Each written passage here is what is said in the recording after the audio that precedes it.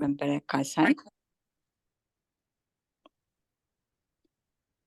Dr. Membere Kasai is a pediatric endocrinologist at Aga Khan University.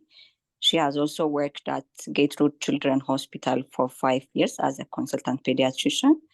She was one of the top students from her class, and she graduated with a great distinction. Her passion is in improving system of care for children with endocrinology care. It's my great honor to introduce Dr. Membere to present today's class. Back to you, Dr. Membere.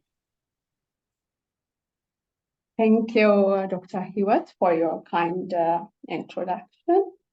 Welcome everyone to our today's session on diabetes series. The topic will be, I'll take you through diabetes in growing child and adolescent. Anyone, am I clear before we proceed to the detail? Yeah, you are clear. Okay, thank you very much. So without further ado, we'll go to our today's discussion. So this will be the outline of my presentation. I will take you with my few slides on the overview, with recap on diabetes, the definitions, and the few management, so that we continue on effect of diabetes on growth and growth on diabetes, starting from infancy, childhood, then we go to school age, then adolescent. Then at last, we will discuss about sexual health and pregnancy in relation with diabetes.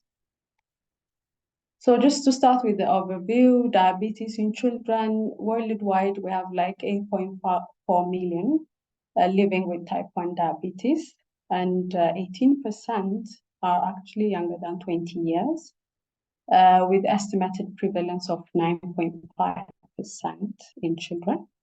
And when we come to sub-Saharan Africa, we have an estimate of 1.5 to 10 per 100,000, commonest being in Nigeria, Morocco, as you can see on this figure, and Algeria.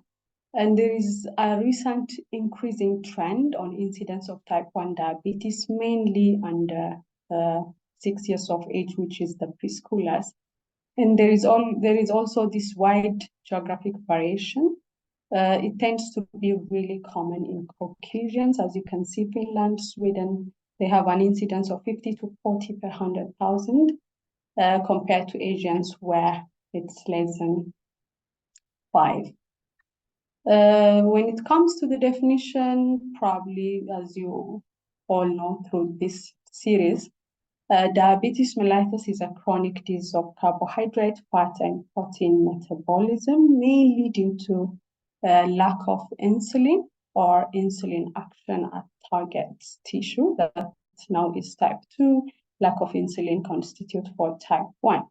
So our main focus is on type 1 diabetes, as it is a heterogeneous disorder due to an autoimmune destruction of the pancreatic beta cells, culminating in an obsolete insulin deficiency. And insulin is anabolic hormone. At times, it's also called a hypoglycemic hormone. So the main function of insulin is to take glucose from the blood to the cells, and it will be used as energy. So at times, we call it a key to open the door for glucose to enter into the cell. If you don't have insulin, the glucose accumulates in the blood and leads to hyperglycemia, later diabetes.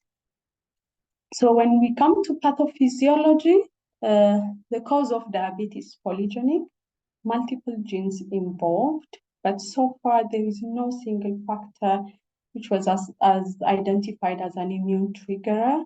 But what we know is there is genetic susceptibility triggered by 2 common environmental factors, mainly infection and diet, resulting in autoimmune destruction. So we have some illustrations. In a genetically susceptible individual, there is this immune activation, there will be immune response, then you develop diabetes classified as latent, impaired, and overt diabetes. So this is the criteria. This is a recap.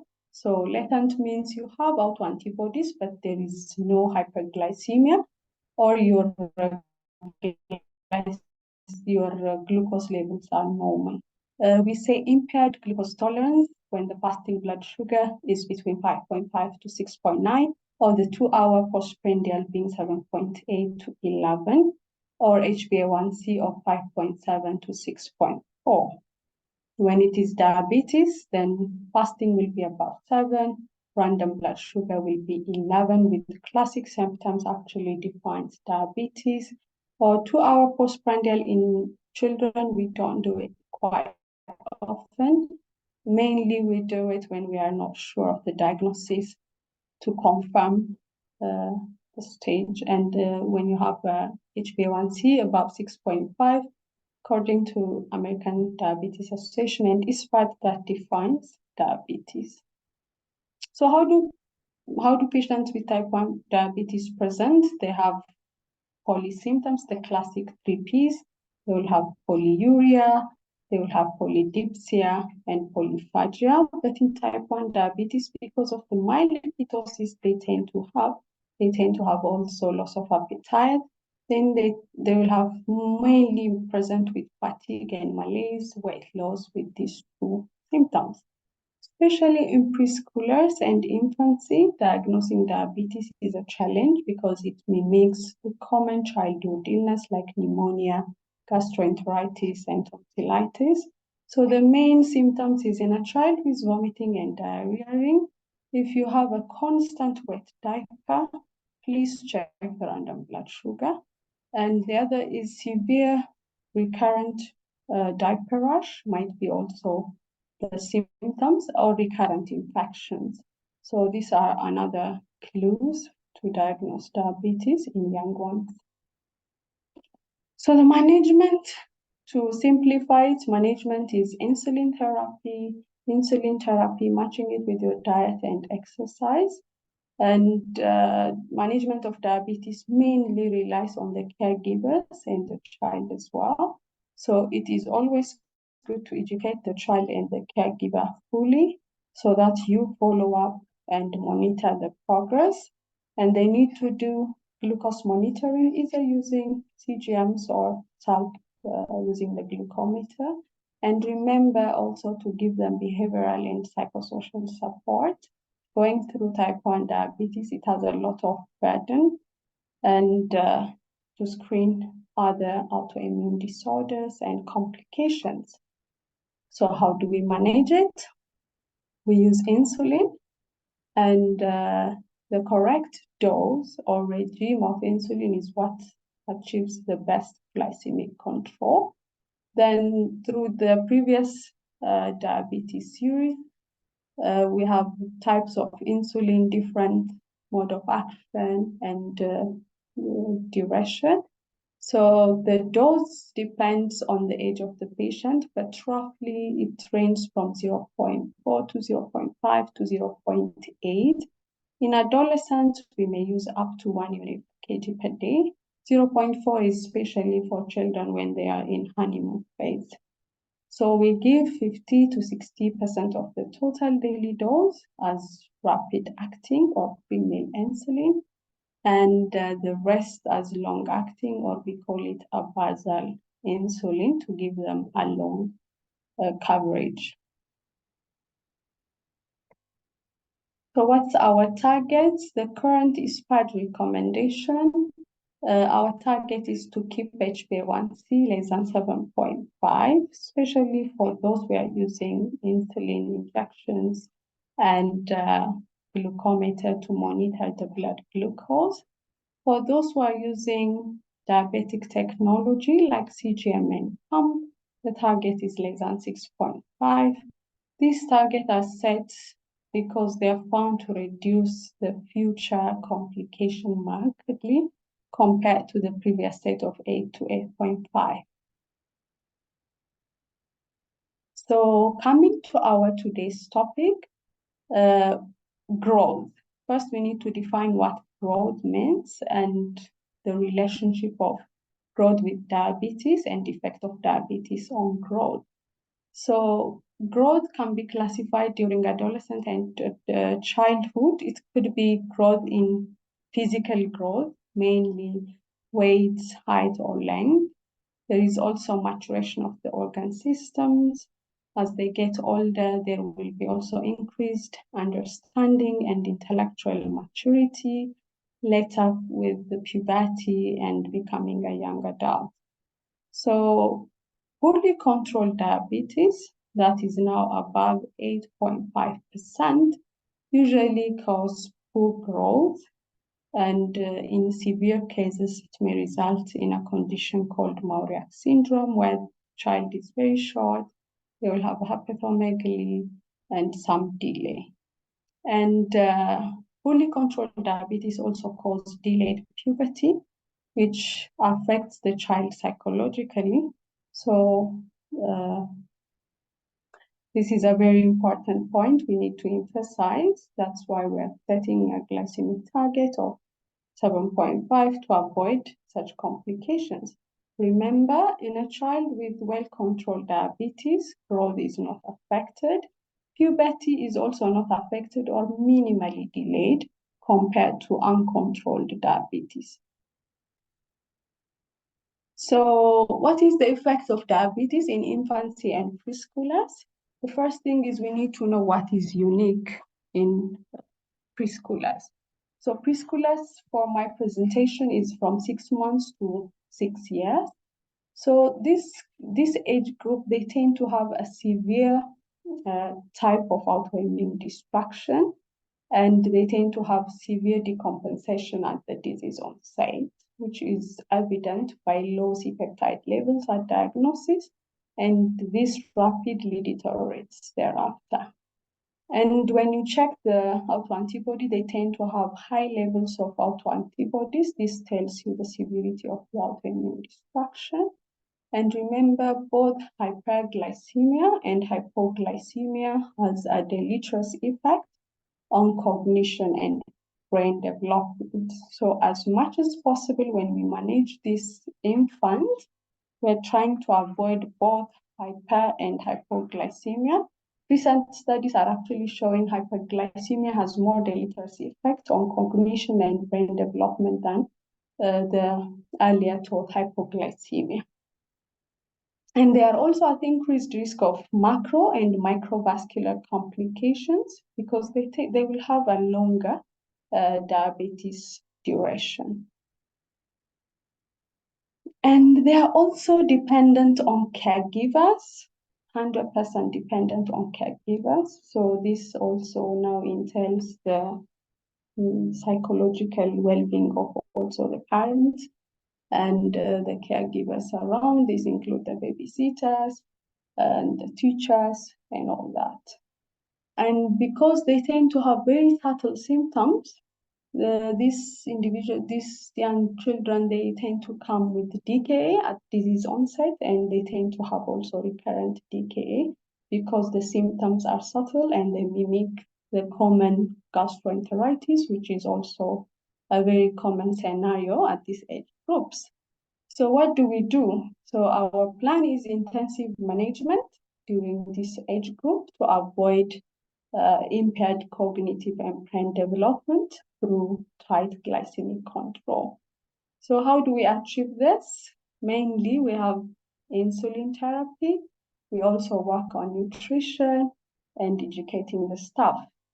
So with insulin regime in this age group, intensive insulin therapy is recommended. If affordable and available, insulin pump being the preferred method of insulin delivery, because using insulin pump, you can give the smaller and accurate dose, and they will have a continuous supply of insulin compared to multiple daily insulin injection and the traditional insulin therapy. Currently in our setup, we use the multiple daily insulin injection. It means we give 3 times pre-meal rapid-acting insulin. That is before breakfast, before lunch, before dinner. We will give them a rapid-acting insulin and long-acting insulin as a basal bolus. So this should be our primary regime, especially for preschoolers, to avoid the long-term complications.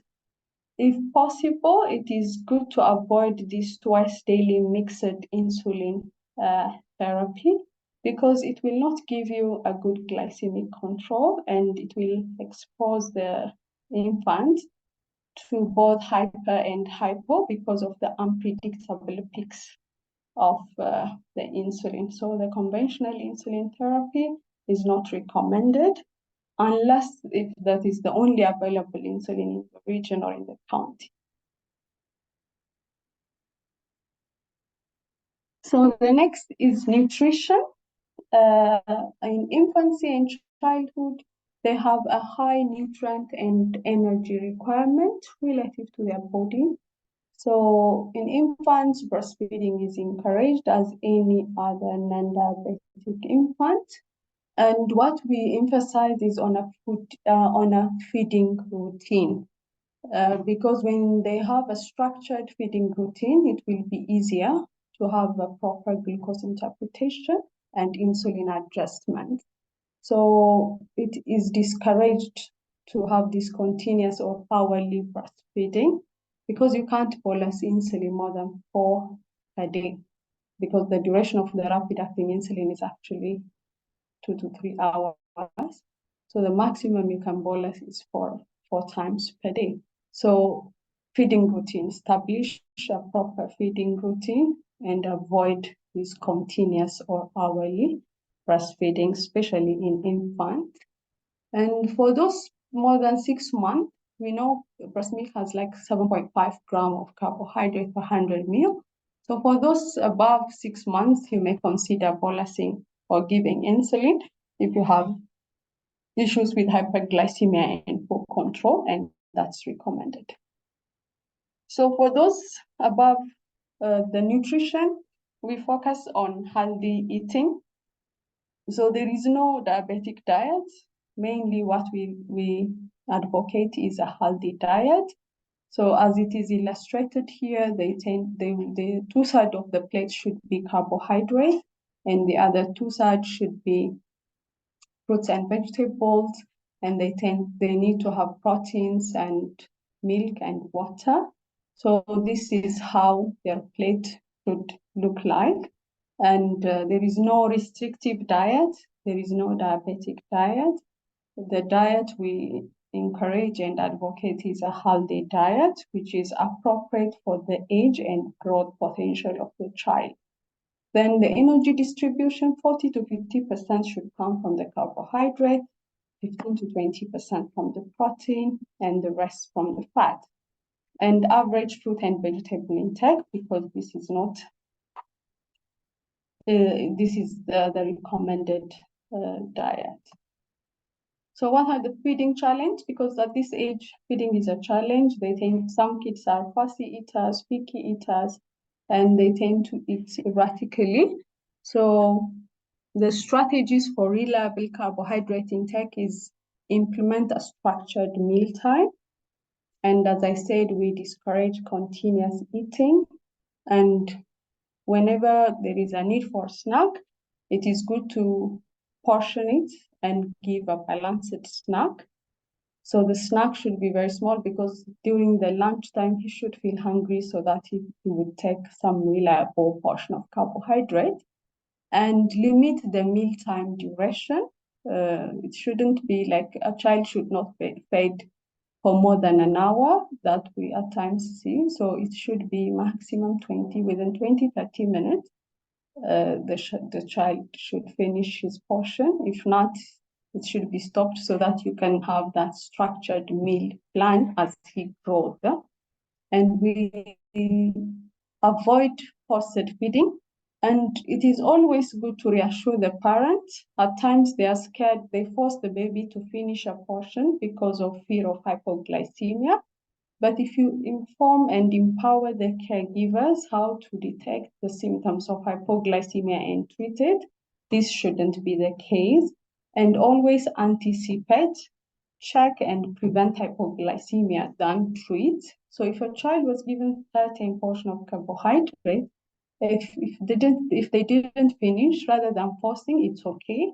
But after an hour, check the blood sugar, see the trend. If it is coming down, give something sugary to boost it up. So always anticipate hypoglycemia, manage it early before it happens. So that avoids hypoglycemia anxiety related with the feeding. So always help the child to connect insulin, food, and well-being positively. So this will be ingrained when he grows older, and always introduce a healthy diet at this stage, because that will be the benefit when he grows older. Activity, preschoolers, they engage in short bursts of activity compared to older children. So what we tend to quantify is how often they play during the day, where do they play, how do they play, so that we anticipate the effect of hypoglycemia, and we focus more on prevention. We will discuss the effect of hypoglycemia exercise on glucose later. Okay, moving to the next milestone in children, that is now school age kids. So we have also diabetes in school going kids. So what are the peculiar things that children with diabetes face at school? One, children with type 1 diabetes, they need a safe and supportive school environment. And a child and adolescent with diabetes, according to the International Federation of Diabetes and ISPAD, they have the right to be admitted to school. They have also the right to receive an appropriate care at school and to be fully integrated into school environment, including the extracurricular activities. So whose responsibility is that to implement all these rights, or to give the deserved right to these children? Actually, it's the responsibility of the caregiver, that is now the diabetic care team, and the parents and the school staffs. So what's the responsibility of the parents and the care team, especially the diabetic care team? We need to educate the teachers and school staffs about what diabetes means, how does it affect the child, and how can they support that child at the school environment. And we also need to provide them with the supplies which are needed for the care. So what are the informations? We just need to educate the school staff. So especially we need to have this written diabetes management action plan taken to the school, so that it is easier at times to refer than memorize, to avoid mistakes. So it is advocated to give written diabetes management action plan where the teachers, the school staff can follow.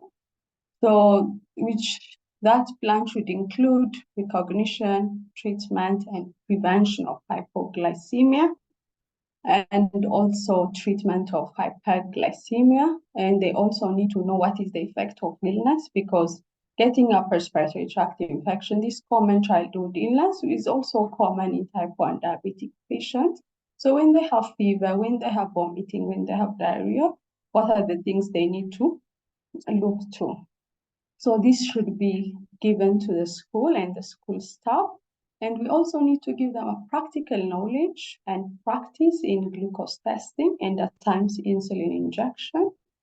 And also effect of diet and activity.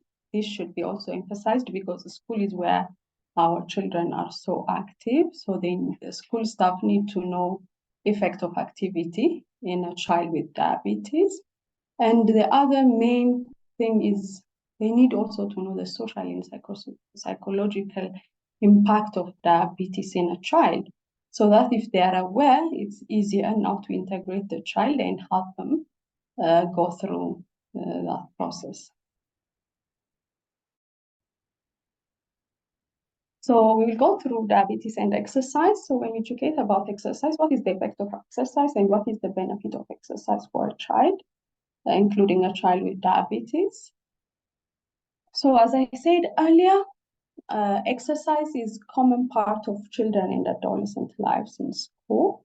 And actually, we encourage exercise in children with diabetes because it has a lot of benefit. One is it creates sense of well-being, a sense of inclusivity. It helps with, it increases insulin sensitivity. That means it improves the child glycemic control, thereby reducing complications. It also helps with the weight control. It reduces their cardiovascular risk, especially in adolescents. It lowers the lipid levels and heart rate and helps to control the blood pressure. So it has a lot of benefit for everyone, including children with diabetes. So what are the things we should be concerned? So we need to know the duration of the exercise, the intensity of the activity. Is there any stress or competition involved? Because longer duration of exercise or intense exercise, they tend to result hypoglycemia later, or at times hyperglycemia. So there are precautions the teachers and also the child should take before he gets involved in such activity. We also need to know how is the metabolic control of this child. Is he fully controlled, well controlled? And we also need to work around that. We need to know what type of insulin regime he's on, because as I said, some insulin regimes, they have unpredictable peaks. So this may render the child hypo or hyper. And absorption of insulin, because for example, if a child is being to be enrolled in swimming, where he's going to use the legs and the upper arm, we need to choose which side to inject, because when it is active, absorption of insulin is very fast, especially on the arms and the legs. So we may use the tummy during swimming. So during sport, you can use the upper arm. Football, you can use the upper arm and the tummy. So we need to know what type of exercise he's going to engage. And we need to also give and educate the teachers and the school staff about all this, so that they are aware and they will assist and support a child with diabetes to engage in the activity he's interested. So as I said, it has variable effect, and it's always good to know the blood glucose before activity. And at times it's good to have these quick carbohydrates if there is low sugar or hypoglycemia. The person nearby or the child also can correct the hypoglycemia and pause the activity. So those are the things we should be aware of. And always during exercise, it is important to monitor the glucose, because as I said, if sugars are a bit low or on the lower side, he can take a snack and wait a bit and go to exercise. If the sugar is high, he can correct them, then wait a bit and go to exercise. So those are the modifications needed before one engage into intense exercise. So the effect of exercise, as I said, it may induce hypoglycemia or hyperglycemia. That's why we need frequent blood glucose monitoring during and before, including after. So how do we manage? As I said, after prolonged activity, because of the hypoglycemia, we always encourage them to take a snack before bedtime and make sure they check their blood glucose at 3 a.m. If there is hypo, they correct it. And at times, what we advise, they decrease the bedtime insulin so to avoid hypoglycemia. As I said earlier, it's always good to anticipate, prevent hypoglycemia than correct, especially in properly educated child with diabetes. This is the goal. And always record the activity, your food intake, and glucose value before, during, and after activity, so that you learn and you improve during the next session of your physical exercise. And in case if hypoglycemia occur, we manage it with 15 rule. 15 grams of carbohydrate, we wait 15 minutes, you check again. And if the sugars are okay, you can take a snack. That's how we correct hypoglycemia. Okay, so this is diabetes in school-going children and exercise. Then the next milestone is adolescence. So as we all know, it is a transitional phase of development between childhood and emerging adulthood.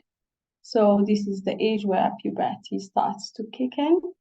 So puberty in girls, it starts from 8 to 13. In boys, it's from 9 to 14. And we all know puberty is a period of physiological insulin resistance. And this is actually exaggerated in adolescents with type 1 diabetes. So it is called physiologic insulin resistance because of the excess gonadal steroids they're having during the pubertal peak, and also growth hormone, which induces insulin resistance.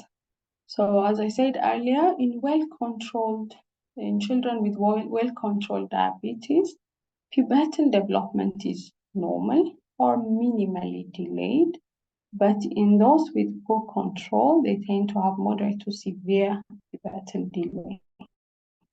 So yeah, those are the things we need to keep into our mind. And there is also worsening of glycemic control in puberty because of the exaggerated physiologic insulin resistance. And it tends to persist throughout adolescence because of many reasons. So what's unique to adolescents? As we all know, all adolescents, they vary in their adaptation and response to change. They tend to have attitudes that can be impulsive, questioning, and disruptive. So because of this, they tend to have deteriorating glycemic control. And they also, as I said, because of these gonadal steroids, increased insulin requirement, and psychosocial and behavioral change that happen during adolescence, and decline in physical activity because they tend to have a prolonged school hours, study. They tend to now change into video games and all that. They tend to have a poor glycemic control during this stage. There was also a study done in US which showed the same, starting from 10 years, as you can see, starting from 10 years of age, the glycemic control has been poor. It has gone up to 9.5%, and it persisted up to 20 years. Then now from 20 years, glycemic control tends to improve. So this is a stage where we need a lot of attention and intervention to avoid their complications, also help them their productivity later in life. So what do we do? So during adolescence, there is increase in weight. So that means their insulin requirement increases. So we need to increase the dose of insulin. During puberty, because of insulin resistance, psychosocial stress coming up, and all that, we need to also increase the dose. And we need to educate here, especially we need a lot of psychosocial counseling and sessions at this stage than ever. And we also need to start a conversation about alcohol, drug use, and risk-taking behaviors with non-judgmental attitudes. And the other is in girls, menses, it changes their insulin sensitivity, and it tends to fluctuate insulin needs during menses, before the start of the menses, and all that. So we need to adjust the dose accordingly, and this needs to be individualized. And during adolescent lifestyle, some they may have increased activity, some they decline in physical activity. So, and there is also this increased metabolic demand, their appetite increases. So for those who have increased appetite, we need to increase the dose. For those who are very active, at times we may need to reduce the dose of the insulin to avoid hypoglycemia. So this is also a stage of intellectual maturity. So they are more into understanding, they are questioning, and they are more into independence. So here we need more education and more autonomy, and self-care should be encouraged with supervision. So I need to focus more on this psychosocial support. Mental health needs during adolescence actually supersede other healthcare needs.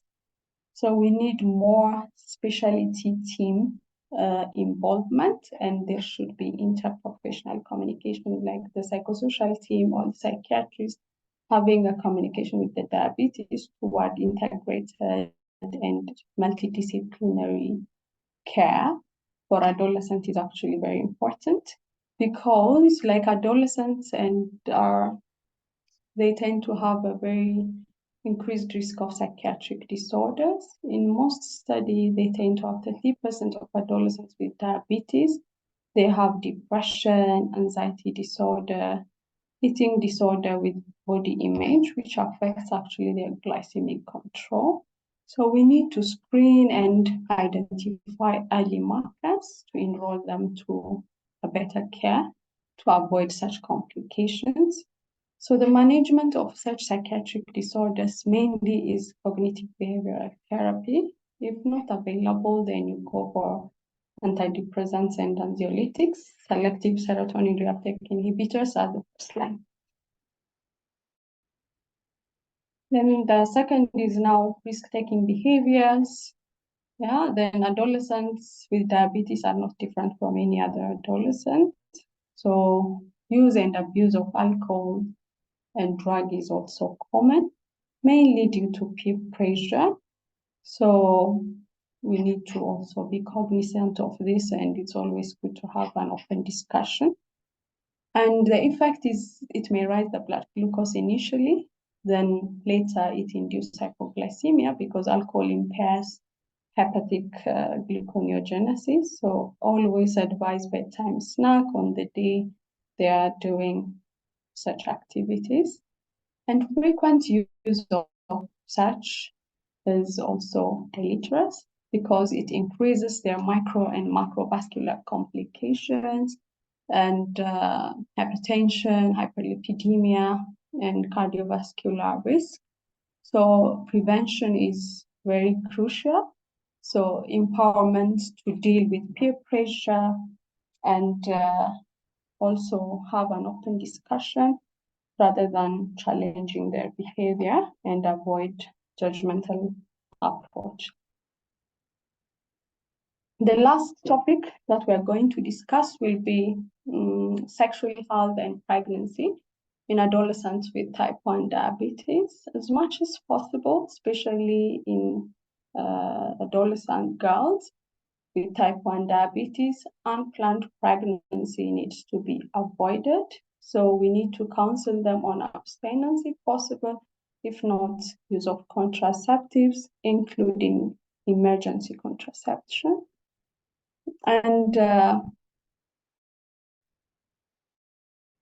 advice regarding sexual health should consider religious, cultural, family perspectives. And as I said, we need to use non-judgmental approach to their activity and orientation. And there is this reference, actually, which was developed by American Diabetes Association. It is called Ready Girls. So it has a lot of information about the glycemic control and sexual health, puberty, what type of contraceptives to use, and when to communicate to the doctor, how to adjust the insulin and all that. So you can use this reference and share with adolescent girls. It's always good to have the discussion earlier than later before we deal with the complications. So what's the effect of pregnancy to the mother? It causes hypertension. They tend to have an increased risk of preeclampsia, preeclampsia, repeated UTI, fetal microvascular complication is very high, especially for those with unplanned pregnancy or those with poor control. The other is risk to the baby. If you have poor control around consumption, congenital abnormalities are very common, like spinal bifida, cardiac abnormalities, GI like duodenal atresia, limb abnormalities are very common. If the poor control is left in pregnancy, they tend to have macrosomia, obstructed labor, at times intratriumphal death. So what we advise is, what we encourage is, we need to have a tight control of diabetes. If the adolescent is ready for pregnancy, make sure we have a good control before, during, and after pregnancy for a better outcome. That will be the end of my session. Thank you for listening. Questions, answers, and suggestions are welcome. Thank you. Thank you very much, Dr. Membere, for that great presentation. All of you are welcome to ask the question. So on the inbox, we have now 2 questions that are asked by the participants. First, I want to say, I want you all to excuse me if I mispronounce your names, but I'll go to the question. So Esther asked, is there a relationship between dolutegravir for children with diabetes? Does the drug interfere with sugar control? So dolutegravir is one of the ARV drugs. So back to you, Dr. Membere.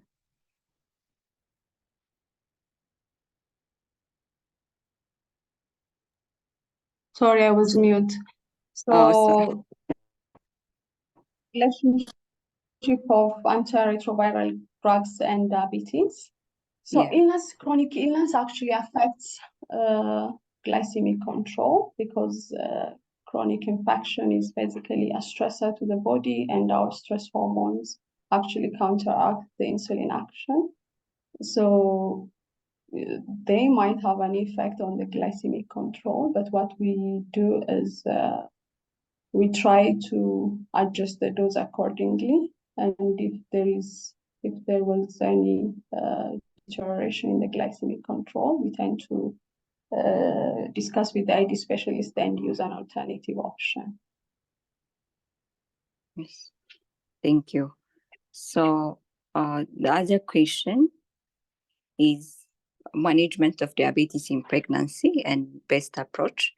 This is actually, it should have been best answered by adult endocrinologist, but if you have something to say, you're welcome.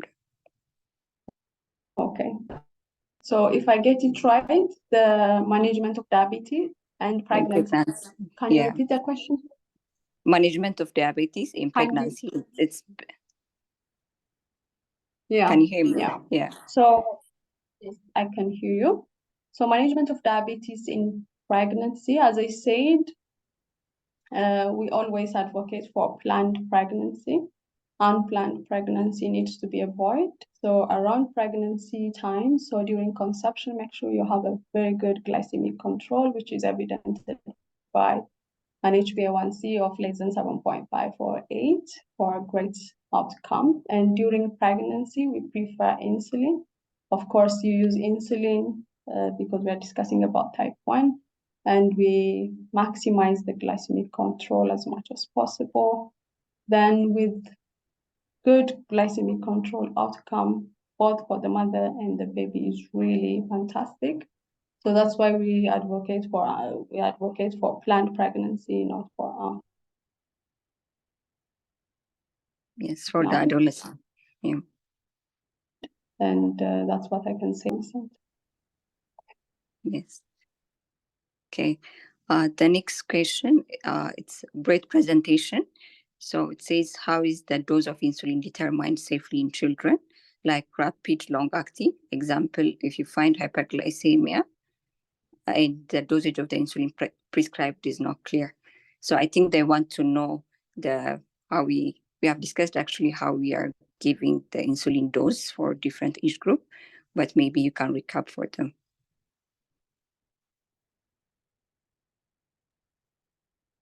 Okay, so the dose of insulin is determined based on the age and the weight of the patient. As I said, you can start the lowest 0.5 up to 0.8. Then now you may increase or reduce the dose according to your blood glucose monitoring. So for example, if you have like a 20 kilogram child, so if you want to start with 0.6, it comes to 12 units. Then now the 12 units, you divide it 50%, you want to give it as long acting. For example, in such case, we can use the glargine or Lantus. So 50% of 12 is like 6 units. So 6 units will be given at bedtime as a long-acting insulin. And the rest, 50%, you may use it as a rapid bolus. So you divide it through the pre-meals.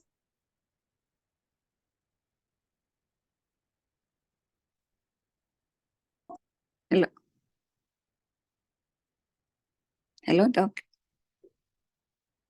So You have been interrupted in between. Yeah. Is fixed dosing, and now two, that is the 6 units. Then based on your sugar levels, you may correct the high before the meal, and you may use the same dose. At times you reduce. So that is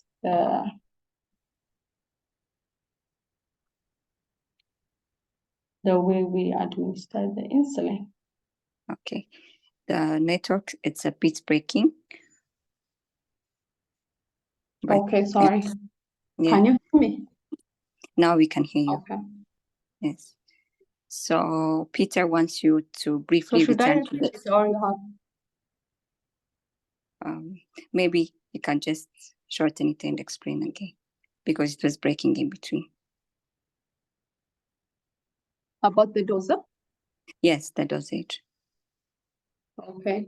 So what I said, the dose of insulin, it depends based on the age and weight. So mainly we can use the weight and the age as well.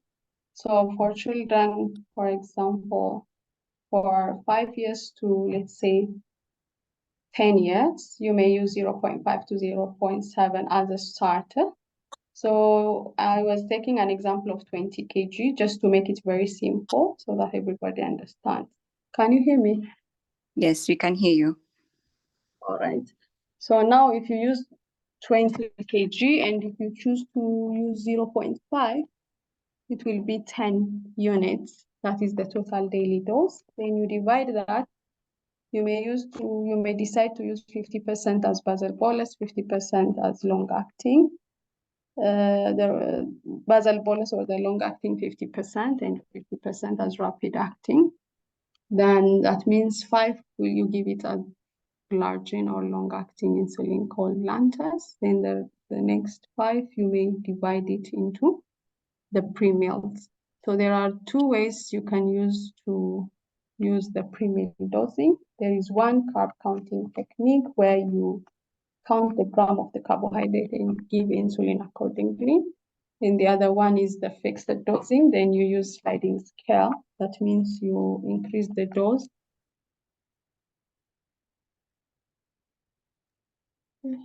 Hello? Yes, we can hear you. All right. So you can adjust the dose accordingly. Oh, okay. Thank you. So Peter wants you to briefly return to the slide on management targets. Mm-hmm. Yeah.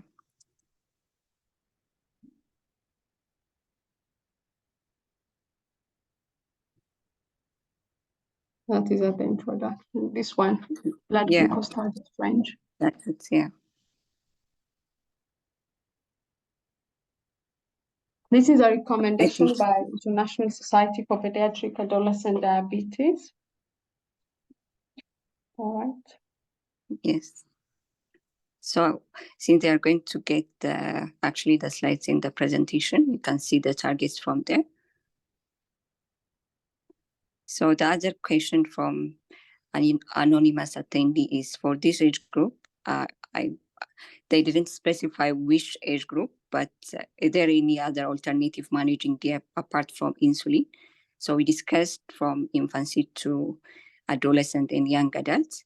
So it is not specific the age, but if he's I don't know whether he's talking about neonatal diabetes because he didn't specify the age. Maybe you can ask again the question, the anonymous attendee.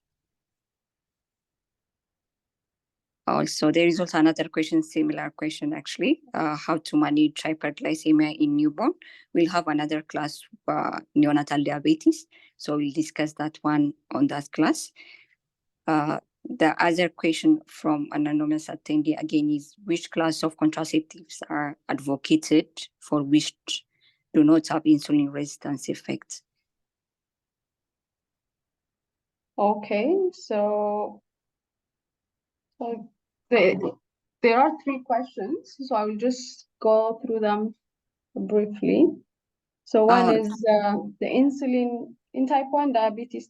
So far there is no alternative. So insulin is actually the only the only available treatment we have, but the way we give it might be different. We may use injections, pumps, and CGM. So I would say insulin is the only available and treatment for type 1 diabetes.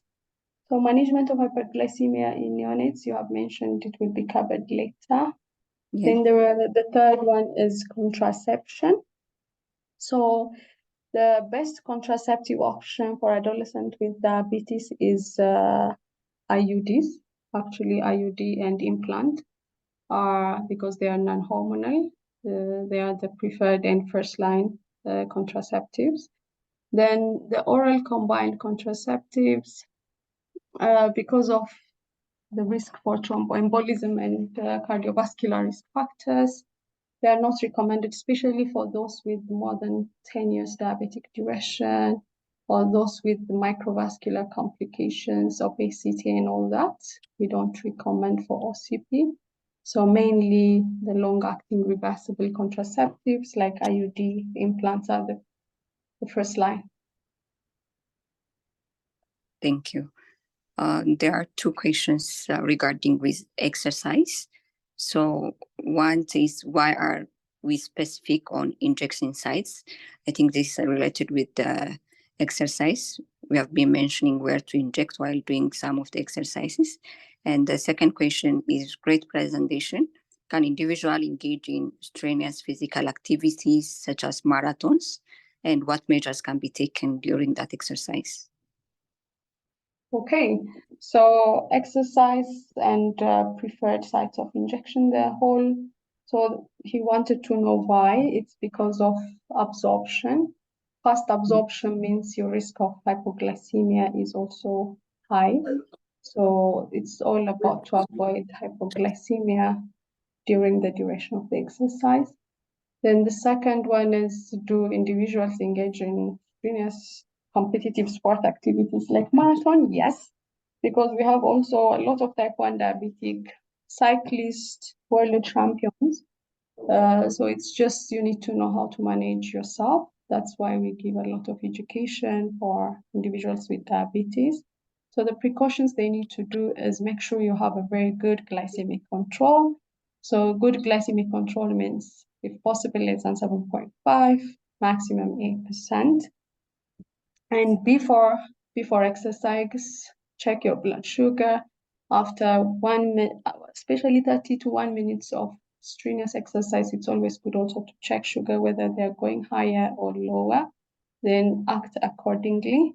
And after exercise, because of the prolonged effect of exercise on glycemia or blood glucose, make sure you take bedtime snack, reduce your dose of insulin, check your midnight sugar to prevent hypoglycemia. But otherwise, individuals with type 1 diabetes, they can actually engage in athletics and competitive activities as any other non-diabetic age mates.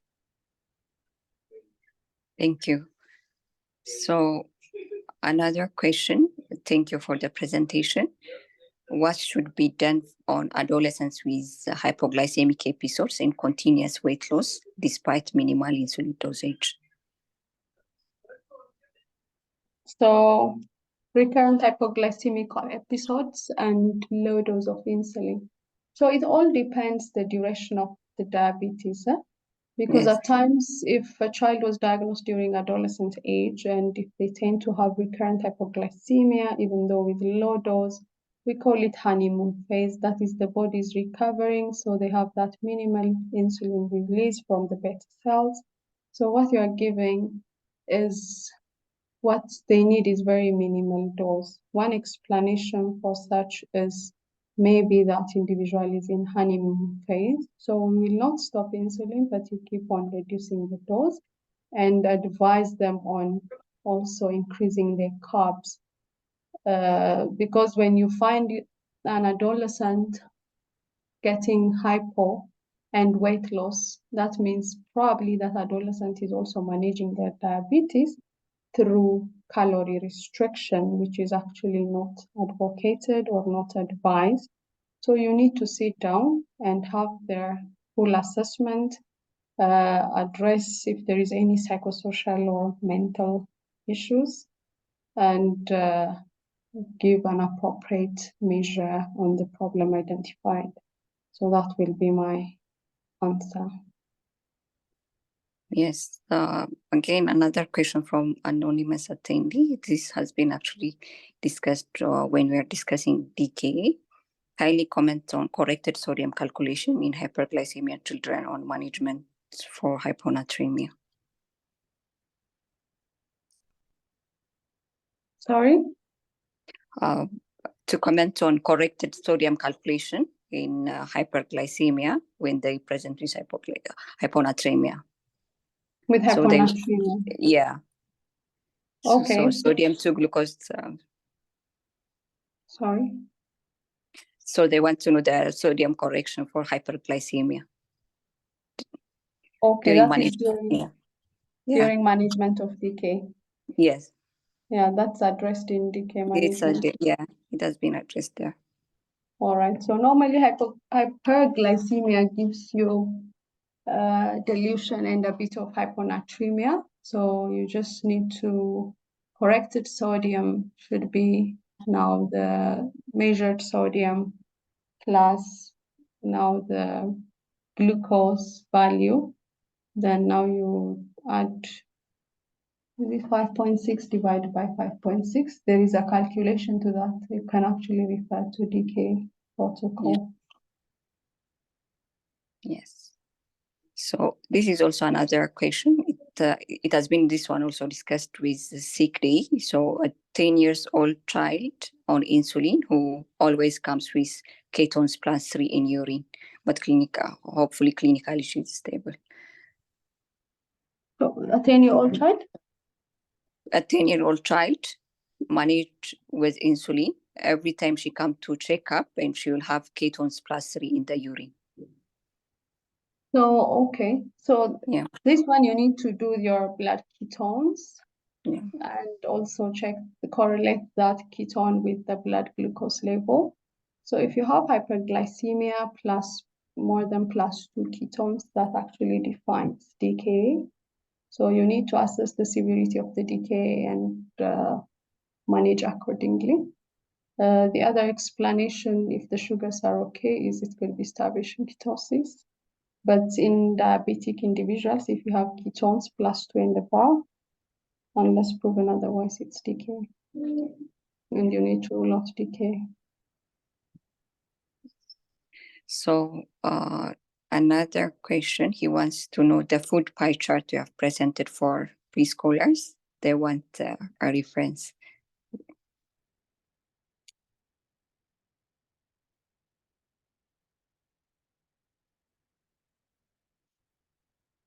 Hello? Hello? Hello? Hello, I can hear you.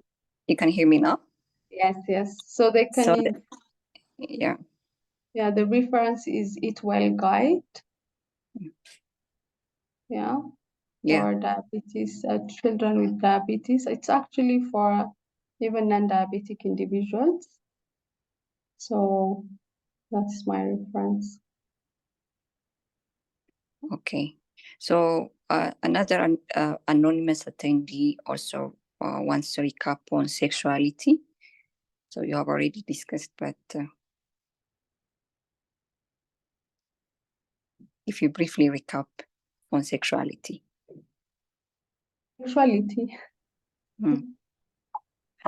Is it to ask about sexual health and type 1 sexual health? Yeah. So type 1 diabetes, individuals or adolescents with type 1 diabetes are not different from non-diabetic individuals. So before around puberty, it's always good to have an open discussion, taking into account their cultural, religious, and family perspectives about sexual activity and relationship with the opposite sex, and as such conversation. And it's also good to give them an information about the contraceptive options they can use. And as I said, abstinence is the primary thing we should advocate. If not possible, then they can go to contraceptives. Barrier method is the first line. Then among the hormonal, then the other options, they can use the IUDs and implants. And always for adolescent girls, I have said we can share this Ready Girls booklet, which they can go through. It's written in English, so they can go through it and get self-management. Even for boys, always advocate for abstinence or use contraceptive, and always have a planned kind of relationship, and avoid peer pressure. Yeah, those are the things I would recommend. Okay. So the last question is, does the diabetic patient expected to avoid insulin before activity, like hiking? Not Just really. yeah, Not to really. make it simple. Yeah. Yes. So the teaching is never omit insulin, but you are okay to reduce the dose, and especially the multi-daily injections. There is a lot of flexibility. Yeah, you can actually adjust the dose and the timing of the injections based on your eating habits.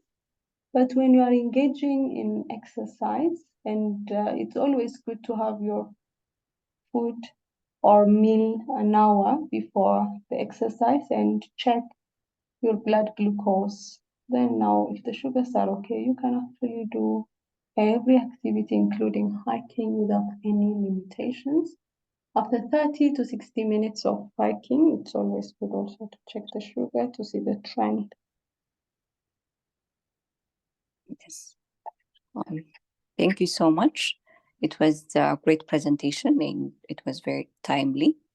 So I thank you also all the attendees who participated on this discussion. We'll continue this series, so some of the questions that are not you have will be addressed also in the next sessions. But for today, we'll end up here. If you have anything to add now, I'll go back to you, Dr. Mambar. Okay, thank you very much, everyone. Thank you very much, Hiwat. So what I will say is, for all growing children, let's aim toward tight glycemic control. Both hyper and hypoglycemia has deleterious effect in their growth and development. And let's work together towards the better future for children with type 1 diabetes. Have a good evening. Good evening, everyone. Okay.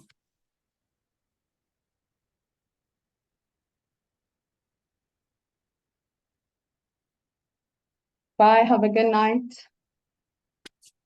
Good night.